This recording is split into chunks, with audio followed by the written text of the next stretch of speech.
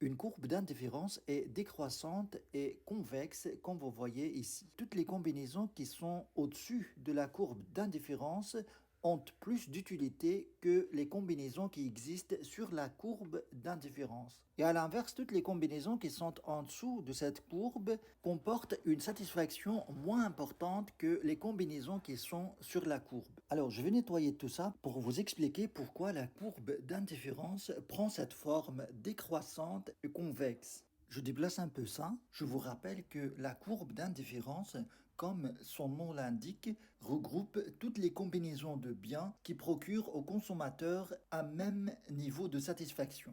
Alors si je prends n'importe quelle combinaison, on va dire par exemple celle-là, composée de 3 cerises et 2 poires. Alors cette courbe est forcément décroissante pour une toute simple raison. Pour que le consommateur garde une même utilité, la diminution d'un bien doit être forcément compensée par l'augmentation de l'autre bien. Ou à l'inverse, la diminution d'un bien doit être compensée par une augmentation de l'autre bien pour garder la même utilité. Et donc cette décroissance est tout à fait logique. Car en d'autres termes, on ne peut pas garder la même utilité en faisant augmenter les deux biens en même temps ou les diminuant en même temps. Maintenant, je vais vous expliquer pourquoi cette courbe prend cette forme-là convexe.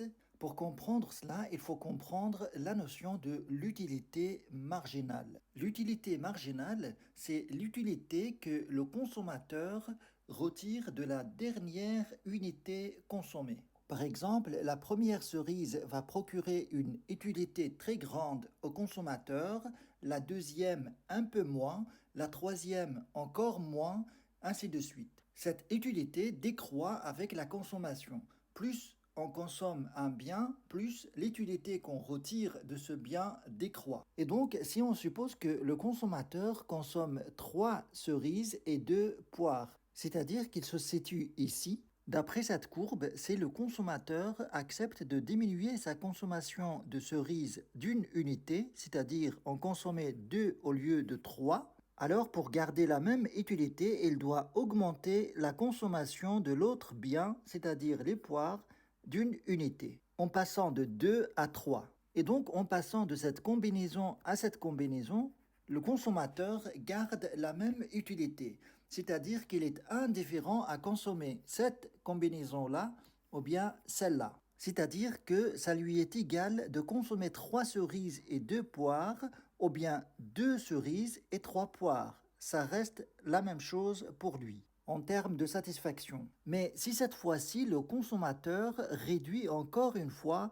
une unité de cerise, on se pose la question combien de poires il faut pour compenser cette réduction. La question n'est pas une poire comme on a fait ici, sinon on aurait ici une droite et non pas une courbe. Mais c'est beaucoup plus qu'une poire parce que ici on parle de la deuxième unité consommée de cerise. Car la deuxième cerise procure plus de satisfaction au client que la troisième.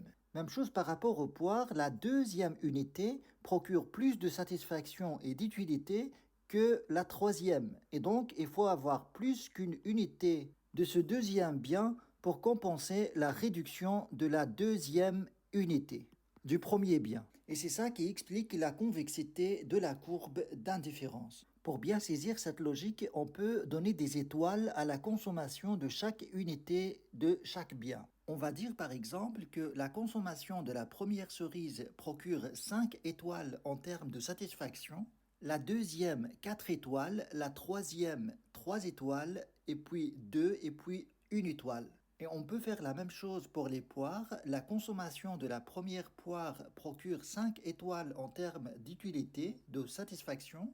La deuxième 4 étoiles, et puis 3 étoiles, 2 étoiles, 1 étoile. Il faut comprendre que ces poires-là, on les consomme l'une après l'autre. C'est-à-dire qu'en consommant la première poire, j'ai beaucoup de satisfaction, mais en ajoutant une autre après celle-là, j'aurai moins de satisfaction, ainsi de suite. Donc ça va diminuer petit à petit. Pareil pour les cerises. Et donc si je me situe ici et que je décide de réduire ma consommation d'une unité, en fait, je laisse tomber 3 étoiles en termes de satisfaction.